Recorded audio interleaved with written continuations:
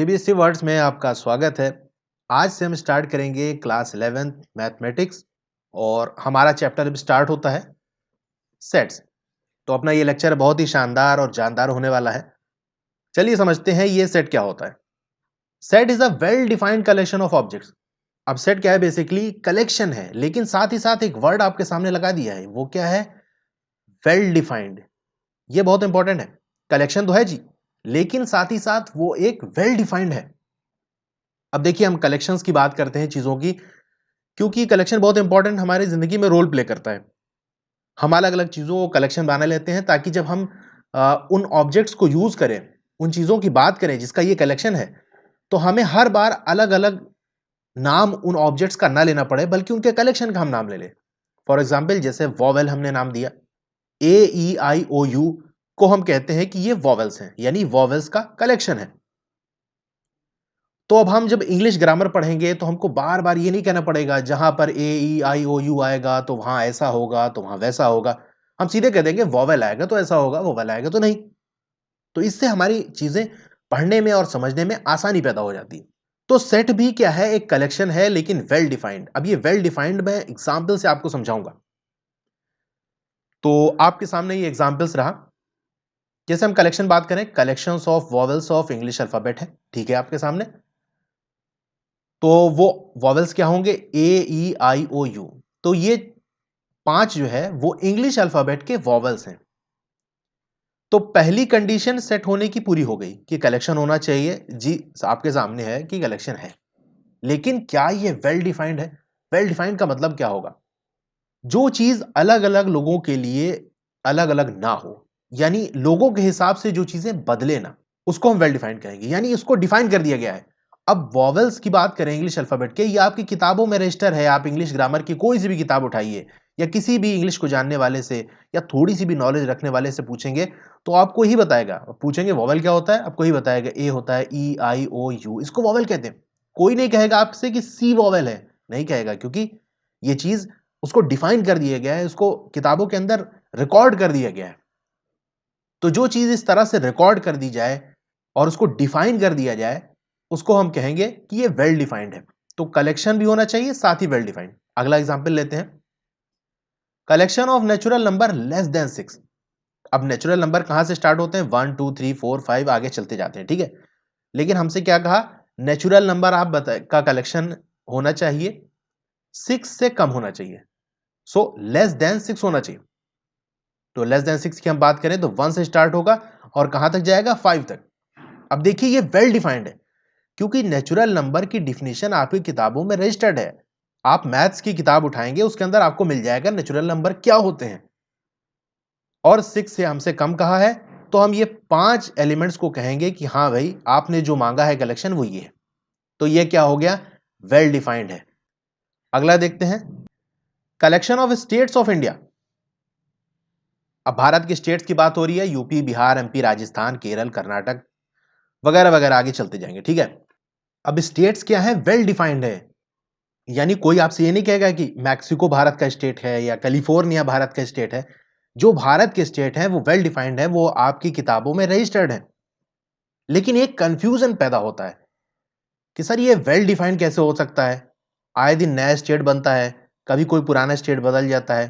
For example, 28 states थे, तेलंगाना बन गया, 29 स्टेट हो गए। तो ये वेल डिफाइंड कहाँ रह गए? तो बदल गया।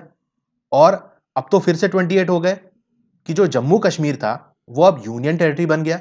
तो फिर से 29 से 28 हो गए, जो पुराना स्टेट था वो अब खत्म हो गया। तो ऐसे में क्या ये सेट रह जाता है? इसको कहना क्या सेट सही है? तो ये बात आपको समझ लेना है कि जब भी हम सेट की बात करते हैं तो वो एट प्रेजेंट की हम बात करेंगे। इस समय क्या ये चीज वेल डिफाइंड है या नहीं? भाई आगे चल के अगर ये वॉवेल्स का मतलब बदल जाए और सी को भी या जेड को वॉवेल में शामिल कर दिया जाए, तो तब का हम तब देखेंगे ना। ऐसे तो कोई चीज डिफाइन ही नहीं हो सकती, क्योंकि डिफिनेशन बदल गई। इसीलिए हम जो इस समय की बात है उसको हम देखेंगे कि इस समय वॉवेल्स किनको माना गया है, इस समय नेचुरल नंबर किसको माना गया है। आगे चलकर निगेटिव नंबर्स को भी नेचुरल नंबर कह दिया गया, तो क्या करेंगे हम? तो इस समय की हम बात करते हैं, इसीलिए इस समय जो स्टेट्स हैं उनका जो कलेक्शन है वो वेल डिफाइंड होगा, वो फिक्स्ड होगा। ठीक है, हर कोई यही बताएगा जिसको मालूम होगा। तो ये भी क्या है, collection of states of India क्या है, ये एक सेट है। चलिए अब अपने चौथे एग्जाम्पल पे चलते हैं, कलेक्शन ऑफ 10 बेस्ट सॉन्ग्स, क्या ये सेट है? तो जो चीज मैंने शुरू में बताई थी, वेल डिफाइंड में क्या होता है कि वो पर्सन टू पर्सन वेरी नहीं करता, यानी अलग अलग लोगों के लिए अलग नहीं होता। लेकिन बेस्ट सॉन्ग की हम बात करें तो क्या हर आदमी के लिए जो बेस्ट सॉन्ग है, 10 बेस्ट सॉन्ग है, वो सेम होंगे? भाई जुड़वा भाई के भी 10 बेस्ट सॉन्ग के कलेक्शन सेम नहीं होते। किसी को कोई गाना पसंद होता है, किसी को कोई होता है। ठीक है, तो 10 बेस्ट सॉन्ग का कलेक्शन सेट नहीं है, क्योंकि अलग अलग लोगों के लिए बेस्ट सॉन्ग अपने अपने अलग हैं। किसी को कोई गाना पसंद है, किसी को कोई। और आप कहीं इसको डिफाइन नहीं किया गया, कहीं किताब में नहीं लिखा होगा कि ये नंबर 1 सॉन्ग है, नंबर 2 सॉन्ग है। ओके, तो एक और एग्जांपल ले लेते हैं, collection of 5 best batsman of the world. अब इसमें भी देखें, अलग लोगों के लिए जो बैट्समैन हैं वो अपने अलग अलग पसंद होते हैं लोगों को। फॉर एग्जाम्पल किसी के 5 बेस्ट जो बैट्समैन है उसके कलेक्शन में आ सकते हैं आपके Virendra Sehwag, MS Dhoni, Yuvraj Singh, AB de Villiers और मैक्सवेल। ये हो सकता है किसी के कलेक्शन में, यानी किसी के 5 बेस्ट बैट्समैन के कलेक्शन में चहल आ जाए, उसको पसंद होगी, चहल की बैटिंग मुझे बहुत अच्छी लगती है। तो कोई आदमी क्वेश्चन नहीं कर सकता कि आपको कैसे अच्छी लगती है, क्योंकि उसको डिफाइन नहीं किया गया है। तो ये जो 5 बेस्ट बैट्समैन का कलेक्शन है, ये भी सेट नहीं है, क्योंकि अलग अलग लोगों के लिए जो बेस्ट बैट्समैन है वो अलग है, कोई डिफाइन नहीं किया गया है। तो आई होप आपको समझ में आ गया होगा ये सेट क्या है और ये वेल डिफाइंड कलेक्शन का मतलब क्या है। आगे चलते हैं। अब जैसे सेट ऑफ वॉवेल्स की हम बात कर रहे हैं, तो हम लिखेंगे सेट V इक्वल्स AEIOU। ठीक है, तो बेसिक इसमें आपको यह समझना है कि जो सेट का नाम होता है ना, जैसे ये सेट V है, तो V क्या है, ये नाम है। तो नाम क्या होगा, नेम ऑफ सेट है, ये कैपिटल लेटर में होगा। ये चीज आपको ध्यान देना है। अब V हमने इसलिए लिया है क्योंकि V से वॉवेल होता है, तो भैया चलो V ले लिया। ABC कुछ भी ले सकते हैं, सेट का नाम कुछ भी रखा जा सकता है, लेकिन जो भी नाम होगा वो कैपिटल लेटर में होगा। और उसके अंदर जो भी ऑब्जेक्ट्स आएंगे या उसके जो एलिमेंट्स आएंगे, उसको हम स्मॉल लेटर्स में, देख रहे हैं आप स्मॉल में लिखा है ना, AEIOU, ये सारा का सारा स्मॉल लेटर्स में लिखा है। तो जो ऑब्जेक्ट्स हैं, यानी उस सेट के अंदर जो जो चीजें आएंगी, जैसे सेट ऑफ वॉवेल्स के अंदर जो अल्फाबेट आ रहे हैं वो स्मॉल लेटर्स के अंदर होंगे। अच्छा, ये ऑब्जेक्ट को हम मेंबर भी कह सकते हैं और एलिमेंट भी कह सकते हैं। यानी इस सेट वी के AEIOU ऑब्जेक्ट्स हैं, या हम कह सकते हैं सेट वी के मेंबर हैं, या सेट वी के एलिमेंट्स हैं। आई होप ये चीज आपको समझ में आई होगी। आगे चलते हैं, एक सेट की बात करते हैं, set V is equal to AEIOU। ठीक है, ओके। अब देखिए, अगर कोई ऑब्जेक्ट या कोई मेंबर उस सेट को बिलोंग करेगा, यानी उस सेट के अंदर होगा, उस सेट का पार्ट होगा, जैसे सेट V का की हम बात करें, तो ये जो A है ना, ये A क्या है, सेट V का पार्ट है या नहीं, सेट V का मेंबर है या नहीं? तो आप कहोगे हाँ, सेट V का मेंबर है, सेट V का ऑब्जेक्ट है, या सेट V का एलिमेंट है, ये तीनों हम यूज कर सकते हैं। ठीक है, तो हम कहेंगे set A belongs to V, यानी सेट A इस V का मेंबर है। ठीक है, तो इस बिलोंग्स टू इतना बड़ा लिखने की जगह हमने एक सिंबल यूज कर लिया। वो क्या है, ये जो बना हुआ है आपके सामने, इसको हम कहेंगे एप्सिलॉन। ठीक, एप्सिलॉन कहेंगे। ठीक है, तो बिलोंग्स टू की जगह एप्सिलॉन हम यूज करेंगे। ठीक है, तो अब हम कैसे लिख सकते हैं, ए एप्सिलॉन वी, यानी ए बिलोंग्स टू वी, इसको पढ़ा जाएगा। ठीक है, क्योंकि ए इसका मेंबर है। अगला एग्जांपल लेते हैं, क्या यू इसको बिलोंग कर रहा है, क्या यू वी के अंदर है? हाँ जी, ये दिख रहा है मुझे, तो हम कहेंगे यू बिलोंग्स टू वी। ठीक है, उसके लिए हमने सिंबल यूज कर लिया, सिंपल यू एप्सिलॉन वी।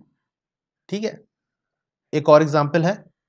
अब सी की बात हम करते हैं, क्या सी वी वाले सेट के अंदर है? भाई सी तो मुझे कहीं दिख नहीं रहा, AEIOU है, तो हम क्या कहेंगे, भैया सी नहीं है इसके अंदर, C does not belongs to V. तो ये जो इतना बड़ा लिखने की जगह हमने क्या कर दिया कि भैया एक छोटा सा सिंबल ले लो, एप्सिलॉन बनाकर उसे कट कर दिया हमने, ये ऊपर से कट कर दिया, ठीक है। तो अब हम इस सिंबल को यूज करेंगे जब भी हमें यह बताना होगा कि भैया जिस ऑब्जेक्ट की आप बात कर रहे हो वो इस सेट के अंदर नहीं है।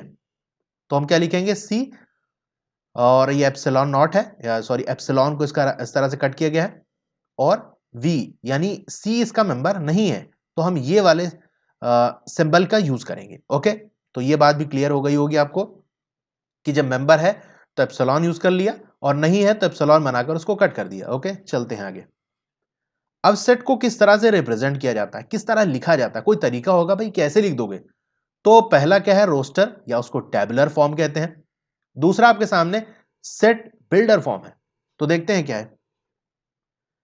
रोस्टर या टेबुलर फॉर्म के अंदर क्या होगा कि अलग अलग जो आपके ऑब्जेक्ट होंगे, है ना, यानी उस सेट के जो मेंबर होंगे उसको अलग रखने के लिए हम कॉमा का इस्तेमाल करेंगे। ठीक है, ये आपके सामने जो कॉमा बना है इसका इस्तेमाल करेंगे, और सारे जो सेट के मेंबर हैं या सेट के जो ऑब्जेक्ट्स हैं उसको एक क्लोज कर देंगे, यानी इंक्लोज कर देंगे ब्रेसेस के अंदर, यानी करली ब्रैकेट के अंदर। करली ब्रैकेट्स को हम ब्रेसेस कहते हैं।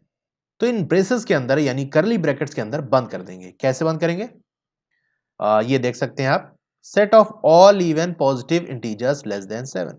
पॉजिटिव हमको लेना है, इवन लेना है, इंटीजर्स होने चाहिए, और क्या होने चाहिए, लेस देन 7। तो कौन सा होगा भैया? पॉजिटिव की बात कर रहे हैं तो 2 से शुरू होगा, ठीक है। 2 4 6, रुक जाओ भाई, 7 से कम चाहिए, 2 4 6 लेंगे, ये 3 है। तो आपने ये देखा, ये क्या है, ये आपका कॉमा लगाया गया है। अलग अलग एलिमेंट्स को यानी ऑब्जेक्ट्स को अलग रखने के लिए हमने कॉमा लगाया है, और उसको ये जो ब्रेसेस हैं, करली ब्रैकेट है, इसके अंदर बंद कर दिया है हमने। ठीक है, इस तरह लिखेंगे। दूसरा एग्जांपल देख सकते हैं, set of all natural number which divide 42। वो नेचुरल नंबर्स जो 42 को डिवाइड कर रहे हैं। तो 1 से स्टार्ट होगा, 1 2 3 6 7 14 21 42। तो ये जो आपको एलिमेंट्स दिख रहे हैं इसको हमने कॉमा से सेपरेट किया है, और इस ब्रेसेस के अंदर करली ब्रैकेट्स के अंदर बंद कर दिया है। आगे चलते हैं। एक नोट पॉइंट है, इंपॉर्टेंट आपको समझना है। रोस्टर फॉर्म के अंदर जब हम लिखते हैं तो ऑर्डर इज इममटेरियल, यानी ऑर्डर का कोई महत्व नहीं है, कोई इंपॉर्टेंस नहीं है। कोई भी ऑब्जेक्ट आगे पीछे हो सकता है। जैसे हम set of vowels of English alphabet की बात कर रहे हैं तो हम क्या लिखते हैं, ए ई आई ओ यू। अब हम इसको आगे पीछे कर सकते हैं, जरूरी नहीं है कि ए को हम पहले ही लिखें। ओ आई यू ए ई भी लिख सकते हैं, या ई ए ओ यू आई कुछ भी ले सकते हैं, किसी को भी आगे पीछे कर सकते हैं। ऑर्डर कोई महत्व नहीं रखता है, इंपॉर्टेंस नहीं रखता। जैसे मैंने आपसे कहा या आपसे पूछा कि आपके पास कौन सी बुक्स हैं, तो आप बताओगे मेरे पास मैथ्स की बुक है, बायो है, फिजिक्स है, केमिस्ट्री है, इंग्लिश है, हिंदी है। तो ये जो बताने का आपका ऑर्डर है ना, ये जरूरी नहीं है कि सीरियल से हो, जैसा आपने बुक रखी हो अपने घर के अंदर। अब आपके घर में जाऊं और कहूं कि आपने तो मैथ्स पहले बुक बोला था, जब आपसे मैंने पूछा था कि आपके पास कौन सी बुक्स है, तो आपने कहा था कि मेरे पास मैथ्स बायो फिजिक्स है, लेकिन यहां तो इंग्लिश पहले रखी हुई है। तो आप कहोगे कि भाई मैंने सिर्फ बताया है कि मेरे पास कौन सी बुक्स है, मैंने कोई ऑर्डर नहीं बताया कि मेरे घर में कैसे लगी हुई है। तो यहां पर सिर्फ जो सेट होता है ना, वो बताता है कि कौन कौन सा एलिमेंट रखा है। आगे पीछे कर दो कोई मतलब नहीं। ठीक है, अगला पॉइंट देखते हैं। रोस्टर फॉर्म के अंदर जो एलिमेंट्स है उसको रिपीट नहीं किया जाता। ऐसा नहीं है कि 2 बार ये लिख दिया, क्योंकि सिर्फ आप पहचान बता रहे हो कि भैया इसके अंदर ये एलिमेंट हैं, तो 2 बार लिखने का कोई फायदा ही नहीं है। जैसे set of letters forming the word school. अब स्कूल को बनाने के लिए जिन वर्ड्स का इस्तेमाल हुआ है, जिन लेटर्स का इस्तेमाल हुआ है, सॉरी, जिन लेटर्स का इस्तेमाल हुआ है उनका सेट बताओ। तो आप क्या लिखोगे? एस लिखोगे, एस का इस्तेमाल हुआ है, सी का, एच का, ओ का। अब देखो यहां पर तो 2 ठो ओ लिखा है, तो आप कहोगे कि यार 2 ठो ओ है, लेकिन ओ तो ओ ही होता है ना यार, चाहे 10 बार लिख दो। तो ये बताएंगे भैया इसमें ओ इस्तेमाल हुआ है, ओ 2 बार जरूर इस्तेमाल हुआ है, लेकिन हम 1 बार लिखेंगे। जैसे मैंने कहा था कि रिपीट नहीं किया जाएगा। मतलब लिख सकते हैं, रिपीट कर सकते हैं, लेकिन उसका कोई फायदा तो है नहीं, तो हम इसको रिपीट नहीं करते। ठीक है, एक ही बार लिखते हैं। तो ओ हो गया, एल हो गया। ठीक है, आगे चलते हैं। अब हम बात करेंगे सेट बिल्डर की। अभी जो हमने पढ़ा था वो रोस्टर या टेबुलर फॉर्म था। सेट बिल्डर फॉर्म में क्या होता है? All the element of a set possess a single common property. Set के अंदर जो भी एलिमेंट होंगे ना, उसकी प्रॉपर्टी सेम होगी, और वो ऐसी प्रॉपर्टी होगी which is not possess by any element outside the set. और सेट के बाहर के किसी भी एलिमेंट के पास वो प्रॉपर्टी नहीं होगी। यानी सेम प्रॉपर्टी के सारे एलिमेंट को हम एक साथ लाएंगे और उसको डिफाइन कर देंगे, भैया ये सेट है और इसकी प्रॉपर्टी ये है। कैसे लिखा जाएगा इसे देखते हैं। जैसे सेट है A E I O U, all element posses common property namely vowel. ये सेट की हम बात करें तो इसमें जो भी लिखा हुआ है, ठीक है ना, इसकी जो प्रॉपर्टी है वो सेम होगी। वो क्या है कि ये सारे वॉवेल हैं। अब आप ही बताओ, इसके बाहर कोई ऐसा लेटर है, कोई ऐसा अल्फाबेट है जिसको आप वॉवेल कह सकते हो? नहीं ना। तो क्या है, कॉमन प्रॉपर्टी है कि सारे वॉवेल हैं। दूसरी चीज हमने कहा था कि जो बाहर के कोई एलिमेंट है उसके पास ये प्रॉपर्टी नहीं होनी चाहिए, तो और कोई भी वॉवेल नहीं है। आगे चलते हैं। अब इस तरह से कुछ इसको लिखा जाएगा। सेट का नाम से हम वी से लिख दिए और इक्वल्स लगाएंगे। उसके बाद इस तरह से ब्रेसेस से स्टार्ट करेंगे। एक्स लिखा। अब ये बात आप ध्यान रखिए, एक्स जरूरी नहीं है एक्स ही लिखें, आप वाई जेड कुछ भी लिख सकते हैं, ठीक है। हमने यहां एक्स लिया है, कॉलन लगाया है, ठीक है। फिर एक्स लिखा है, is a vowel in English alphabet. फिर से हमने ब्रेसेस से बंद कर दिया, यानी कर्ली ब्रैकेट से बंद कर दिया, ठीक है। अब एक एक पार्ट का मतलब समझते हैं। ये जो पहला वाला ब्रेस लगा था, इसका मतलब, इसको हम पढ़ेंगे द सेट ऑफ ऑल, यानी v इक्वल्स क्या होगा, इसको हम लिखने में तो इस तरह लिख दिए, पढ़ने में क्या पढ़ेंगे, द सेट ऑफ ऑल, फिर ये आया x, the set of all x। इसको क्या पढ़ेंगे, ये वाला जो है, इसको हम कहेंगे सच दैट, ओके। उसके बाद क्या कहेंगे, is a vowel in English alphabet.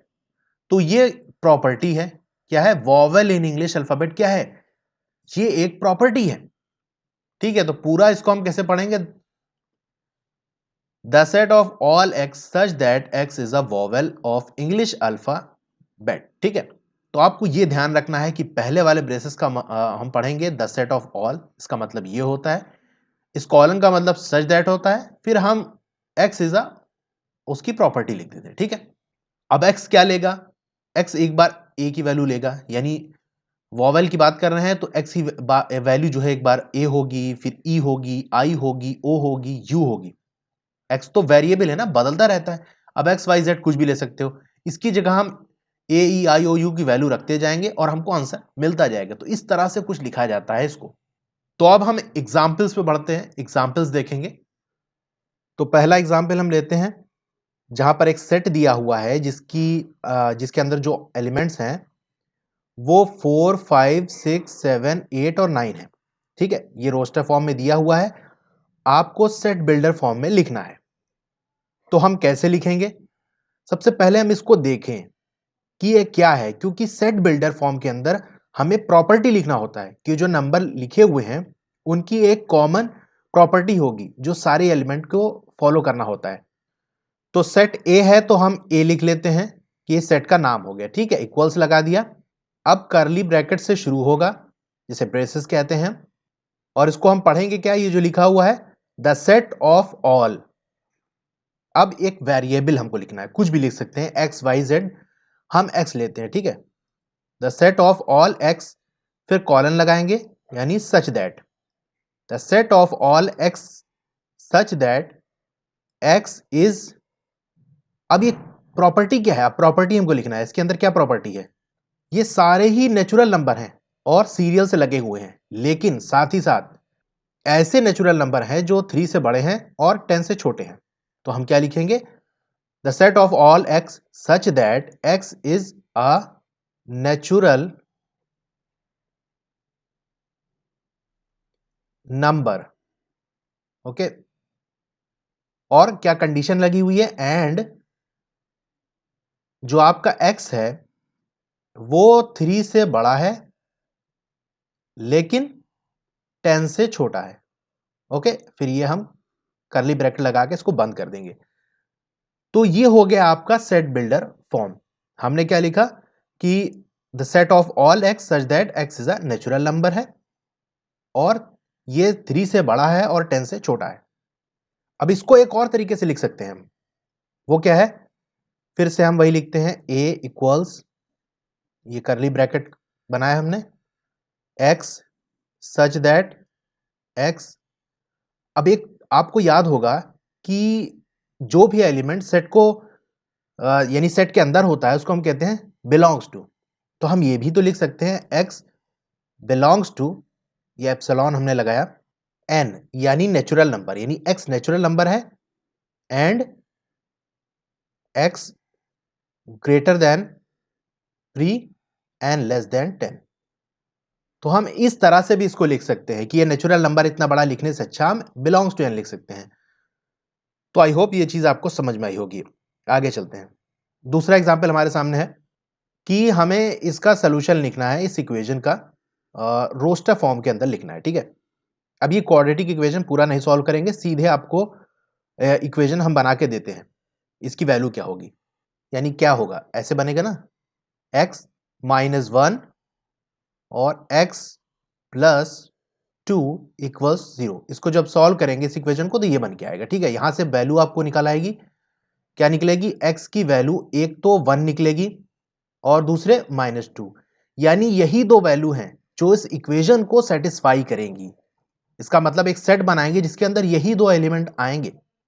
अब इसको हम लिख देते हैं रोस्टर फॉर्म के अंदर, क्या होगा 1, -2 या -2, 1। ऑर्डर मैटर नहीं करता, तो दोनों तरह से हम लिख सकते हैं, ठीक है। ये आपका रोस्टर फॉर्म हो गया, ठीक है, रोस्टर फॉर्म हो गया। अच्छा, लगे हाथ हम सेट बिल्डर फॉर्म में भी लिख लेते हैं। क्या होगा, मान लीजिए हमने कोई सेट का नाम दे दिया S, ठीक है, कुछ भी ले सकते हैं, इक्वल्स, अब वही हमने करली ब्रैकेट से ओपन किया, x सच दैट x, अब क्या है, ये x क्या है, इसकी वैल्यू क्या है, x is solution of equation x square plus x -2 equals 0 bracket बंद। तो ये आपका क्या हो गया, ये आपका सेट बिल्डर फॉर्म हो गया, ठीक है, सेट बिल्डर फॉर्म। तो आप रोस्टर फॉर्म में भी लिख सकते हो, सेट बिल्डर फॉर्म में भी लिख सकते हो। आगे चलते हैं अगले एग्जांपल में। अब हमको एक सेट दिया हुआ है, ठीक है, x क्या है, इज अ पॉजिटिव इंटीजर, जहां पर x कंडीशन फॉलो कर रहा है कि x का जो स्क्वायर होगा वो 40 से कम होगा। इसको हमें रोस्टर फॉर्म में लिखना है, ठीक है। कैसे लिखेंगे हम, वही ब्रैकेट हमने लगा दिया। अब देखिए, हमको एक पॉजिटिव इंटीजर चाहिए, तो सीधी सी बात है, पॉजिटिव इंटीजर कहां से शुरू होता है, 1 से शुरू होगा। अब 1 का स्क्वायर क्या 40 से कम है, हाँ जी, 2 का स्क्वायर भी, 3 का स्क्वायर भी, 4 4 16, ये भी आ जाएगा, 5 5 25, 6 6 36। अब क्या 7 होगा, नहीं, क्योंकि 7 का स्क्वायर 49 होगा, जो कि बढ़ जाएगा। हमारी कंडीशन दे दी है हमको कि 40 से कम होना चाहिए, तो हम यही देख लेंगे और ये ब्रैकेट बंद, ठीक है। तो हमें पॉजिटिव इंटीजर चाहिए था। अगर पॉजिटिव ना होता, अगर सिर्फ लिखा होता कि इंटीजर्स, तब क्या होता, अगर सिर्फ इंटीजर लिखा होता तब निगेटिव्स कभी लेते, -6 से शुरू होता, -6 -5 -4 -3 -2 -1, और यहां 0 भी आएगा, ओके, यहां 0 भी आएगा। फिर से 1 2 3 4 5 एंड 6, और ये ब्रैकेट बंद। तो ये उस कंडीशन में आएगा जब हमें सिर्फ इंटीजर कहा हो, पॉजिटिव का नाम ना लिया हो। पॉजिटिव है तो ये वाला होगा, ओके। आगे चलते हैं। अब कुछ इंपॉर्टेंट नंबर है, ये बहुत इंपॉर्टेंट चीज है, आगे आपको बहुत काम आएगी। ये आपकी पढ़ी हुई चीज है, लेकिन फिर से रिवीजन जरूरी है, ठीक है। नंबर कितने तरह के होते हैं, हम आगे जब होल नंबर की बात करेंगे तो उसको W से डिनोट करेंगे, ठीक है। होल नंबर कहां से स्टार्ट होते हैं, 0 1 2 3 डॉट डॉट आगे इनफिनाइट तक जाएगा, ठीक है। नेचुरल नंबर को हम n से डिनोट करेंगे, यानी कहीं पर भी आपको लिख कर आ जाए, फॉर एग्जाम्पल अगर 1 बिलोंग्स टू n लिख कर आ जाए, तो आप ये नहीं कहोगे ये n क्या है, आपको समझ लेना है कि नेचुरल नंबर है, ठीक है। n से डिनोट किया जाएगा नेचुरल नंबर। नेचुरल नंबर कहां से स्टार्ट होता है, 1 2 3 4, ये भी इनफिनाइट तक जाएगा, ठीक है। रैशनल नंबर को q से लिखेंगे, ऊपर दो वाला तो आसान था, w है तो होल नंबर हो गया, n है तो नेचुरल नंबर हो गया। लेकिन रैशनल नंबर r से नहीं बल्कि q से डिनोट किया जाता है, ठीक है। ये p बाई q के फॉर्म में होना चाहिए, जहां पर q 0 के बराबर ना हो, नॉन जीरो हो, जहां p and q are integers, ठीक है। रैशनल नंबर आप पढ़ चुके हो क्या है, तो ये इस कंडीशन को जो फॉलो करे वो रैशनल नंबर है। इंटीजर्स क्या है, ये माइनस इनफाइनाइट से आपके शुरू होते हैं, ठीक है, और यहां पर पॉजिटिव इनफाइनाइट तक सारे नंबर ये नंबर लाइन में आप देख सकते हैं, ये सारे क्या है, इंटीजर, और इसको z से हम डिनोट करते हैं। निगेटिव जो इंटीजर है वो -1 से चलते जाएंगे और माइनस इन्फिनिटी तक जाएंगे, ठीक है। और जो पॉजिटिव आपके इंटीजर हैं वो 1 से शुरू होंगे और ये चलते चलते कहां तक जाएंगे, ये इन्फिनिटी तक ये भी जाएंगे, ठीक है। आगे चलते हैं। रियल नंबर क्या है, जिसको हम नंबर लाइन पे रिप्रेजेंट कर सके। ये जो हमारी नंबर लाइन है ना, इसके ऊपर जितने भी नंबर लिखे जा सकते हैं। देखिए, √2 और √3 भी नंबर लाइन पे रिप्रेजेंट किया जा सकता है। 1.8, 3.9, कुछ भी नंबर आपका, ये निगेटिव में, पॉजिटिव में, फ्रैक्शंस के अंदर, ये सारे नंबर हम नंबर लाइन पे लिख सकते हैं। तो जो भी नंबर लाइन पे लिख सकते हैं उसको हम रियल नंबर कहेंगे। अब सवाल उठता है कि क्या तो हमारे जितना हम जानते हैं नंबर, वो सारे ही तो रिप्रेजेंट हो जा रहे हैं, तो ऐसे कौन से नंबर हैं जो रियल नहीं है। तो आगे पढ़ेंगे आप कॉम्प्लेक्स नंबर के अंदर, वहां इमेजिनरी नंबर्स आते हैं जो कि नंबर लाइन पे नहीं दिखाए जा सकते। तो वो जब पढ़ेंगे तब वहां देखा जाएगा, ठीक है। अब प्राइम नंबर क्या होते हैं, जिनके फैक्टर या तो 1 हो या तो वो खुद हो। सीधी देसी भाषा में कहें तो वो अपने आप से ही डिवाइड हो। 2 को और कोई डिवाइड नहीं कर सकता, खुद से या 1 से डिवाइड होंगे, ठीक है। इसी तरह 3 ले लो, 5 ले लो, 7 ले लो, आगे इस तरह चलता जाएगा, ठीक है। आपका 11 हो जाएगा, 13 हो जाएगा, वगैरह वगैरह। तो ये सारे प्राइम नंबर हैं जो 1 से या खुद ही से डिवाइड हो। कॉम्पोजिट क्या है, जो भी प्राइम नहीं है वो सारा कॉम्पोजिट है, ओके। तो आपको वीडियो कैसे लगी, इसको आप कमेंट करके बताइए, और अच्छी लगी हो तो लाइक कर दीजिए, और ज़्यादा से ज़्यादा वीडियो को शेयर करिए, क्योंकि आपके सपोर्ट की बहुत ज़रूरत है। आप जितना शेयर करेंगे, जितना सपोर्ट करेंगे, उतना ही ये चैनल ग्रो करेगा। और फेसबुक पेज भी मैंने बनाया है, तो उस फेसबुक पेज को भी आप लाइक कर लीजिए और अपने दोस्तों में शेयर करिए। तो थैंक यू, मिलते हैं अगली वीडियो में।